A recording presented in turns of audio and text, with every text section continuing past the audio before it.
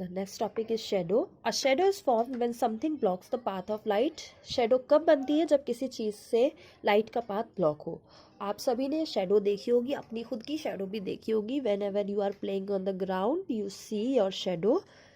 सो shadow कैसे बनती है? The area behind the book does not get any light. जब भी कोई बुक है उसके पीछे का एरिया ब्लैक क्यों होता है? क्योंकि उस पर कोई लाइट नहीं जा पाती, तो वो डार्क रह जाता है. वो डार्क एरिया उसकी शेडो कहलाता है.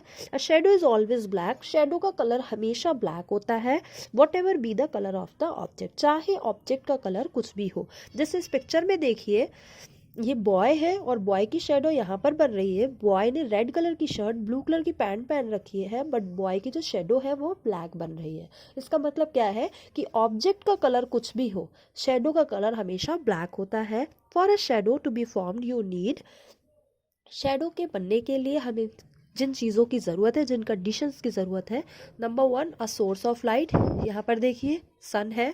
Number 2, something that blocks the light coming from the source. कुछ ऐसा जिसकी वजह से लाइट ब्लॉक हो सके. जैसे ये बॉय है, बॉय ने जो सनलाइट से लाइट पड़ रही है उसको ब्लॉक कर रखा है. A surface to form shadow on, और एक ऐसी सरफेस जिस पर शेडो बन सके. जैसे यहाँ ग्रीन ग्रास की सरफेस है तो इस पर शेडो बन रही है. ऐसा नहीं है कि हमारे पास जब सनलाइट आएगी तभी ही शेडो बनेगी. आप डार्क रूम में जाकर टॉर्च जलाकर, टॉर्च के आगे इस तरीके से आपने देखे होंगे बच्चे कार्टून वगैरह बनाते हैं, तो हमारे हैंड्स की, फिंगर्स की शेडो किस पर पड़ती है? दीवार पर पड़ती है. तो इस तरीके से भी शेडो बनती है. यानी कि शेडो के बनने के लिए एक सरफेस ज़रूरी है, एक लाइट सोर्स ज़रूरी है, और एक ऑब्जेक्ट ऐसा ज़रूरी है, यानी कुछ ऐसा ज़रूरी है जिससे लाइट का पाथ ब्लॉक हो सके. Next is size of the shadow. The size of the shadow depends on the distance between the source of light and the object.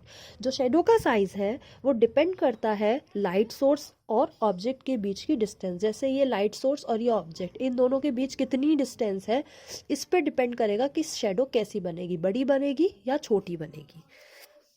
When the distance between the source of light and the object is more, the size of the shadow is smaller.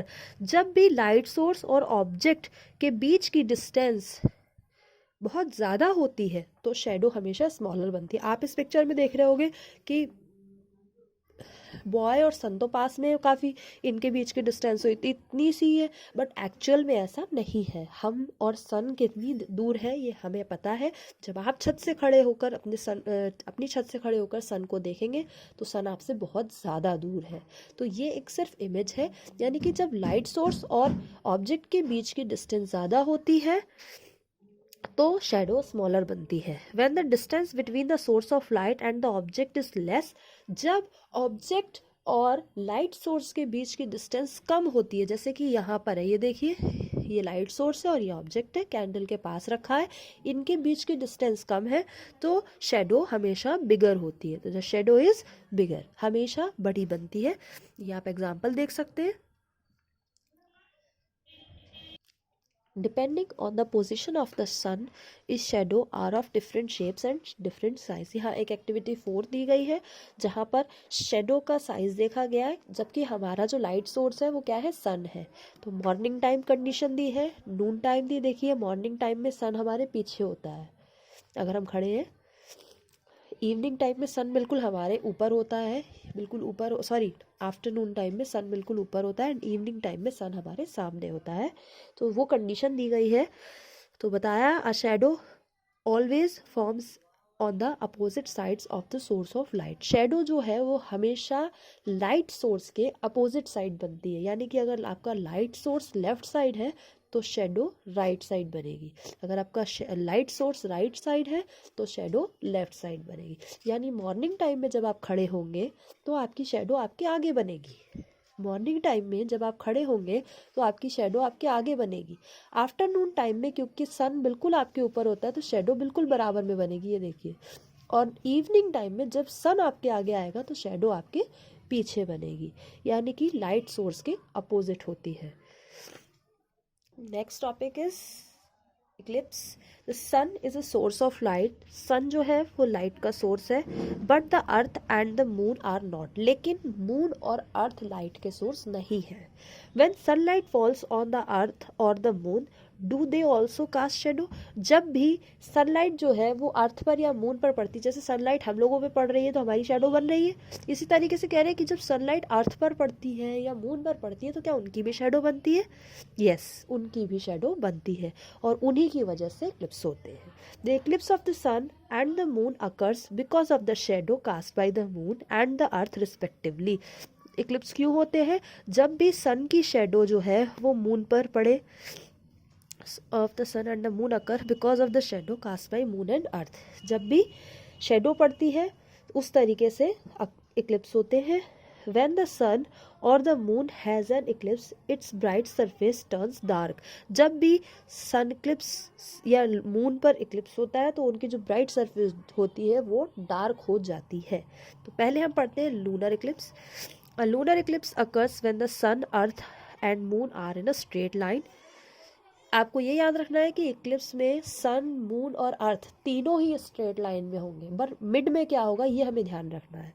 तो lunar eclipse के time sun, earth और moon तीनों ही straight line में होते हैं, with the earth between the sun and the moon. But जब lunar eclipse है तो अर्थ बिटवीन में होती है, ठीक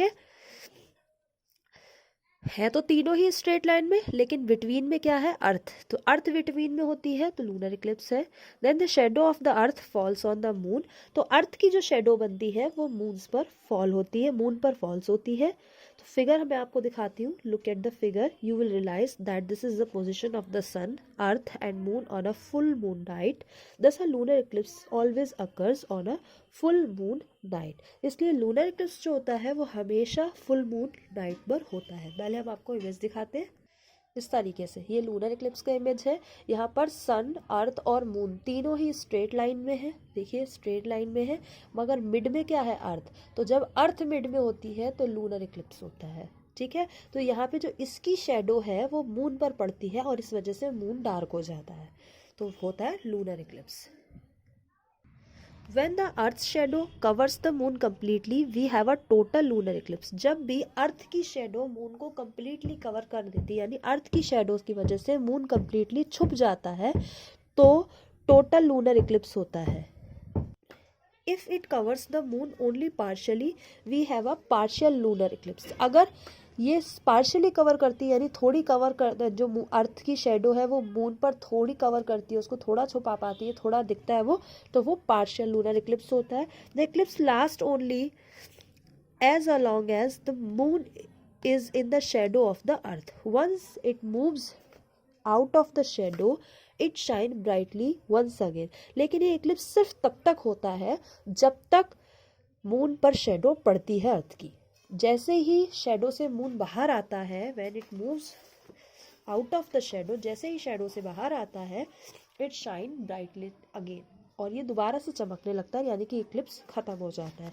the eclipse may be as short as a few minutes और as long as a few hours. जो इक्लिप्स है वो छोटे से छोटा भी हो सकता है, यानी कुछ मिनट के लिए ही शेडो पड़े, या फिर as long as few hours, और कुछ घंटों का भी हो सकता है, यानी कि कुछ घंटों तक मून की जो अर्थ की जो शेडो है वो मून पर पड़ती रहे। नेक्स्ट देखिए solar eclipse. Solar eclipse occurs when the moon, sun and earth are in straight line. इस बार भी तीनों स्ट्रेट लाइन में है, सन भी, मून भी और अर्थ भी, but moon between the sun and the earth. इस बार क्या है? मून बीच में है। ये देखिए तीनों ही स्ट्रेट लाइन में है, लेकिन मून जो है वो मिड में है।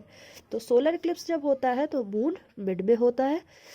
Then the shadow of the moon falls on the earth. अब जो मून की शेडो बन रही है वो अर्थ पर फॉल होती है। ये जो शेडो बन रही है, आपको ये पार्ट दिख रहा है डार्क सा, ये तो ये इसकी शेडो इस पर फॉल हो रही है, क्योंकि मून जो है वो अर्थ के साइज से बहुत छोटा है, तो इसलिए ये इसको वैसे ही कंप्लीटली कवर नहीं कर पा रहा है।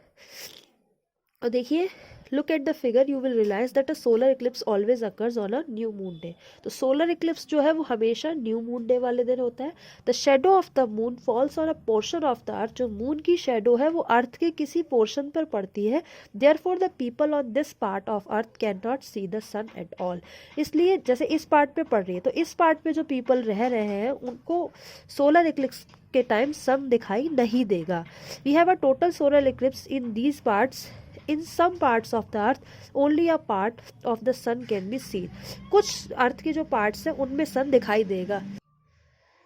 At these places we can see a partial solar eclipse, और इन प्लेसेस पर हमें पार्शियल सोलर इक्लिप्स दिखेगा। The eclipse is over once the moon moves out the line from the sun and the earth, और eclipse तब खत्म हो जाता है जब ये जो मून है, जैसे ये तीनों स्ट्रेट लाइन में है तब है, और जैसे ही ये इस लाइन से बाहर आएगा मून, क्योंकि मून जो है वो अर्थ के अलोंग घूम रहा है, जब वो घूमेगा तो इस लाइन के बाहर आएगा, जैसे ही बाहर आता है इक्लिप्स ओवर हो जाता है। We can then see the full face of the sun again, और जैसे ही ये स्ट्रेट, जैसे ये ऑर्बिट कर रहा है, घूम रहा है इस ऑर्बिट में, रोटेट हो रहा है, तो जैसे ही यहाँ पे आएगा तो आपको अर्थ दिखने, सन पूरा दिखने लगेगा, तो हम उस टाइम पे सन को फिर से पूरा देख पाते हैं। Total solar Eclipse last only for a few minutes, जो टोटल सोलर इक्लिप्स है वो सिर्फ कुछ मिनट का होता है, क्योंकि ये जो मून है ये अर्थ के अलोंग रोटेट करता है, तो ये सिर्फ कुछ मिनट तक ही तो स्ट्रेट लाइन में खड़े रह सकता है, तो जो टोटल सोलर इक्लिप्स है वो सिर्फ कुछ मिनट का हो सकता है। We should never look at the sun directly during a solar Eclipse,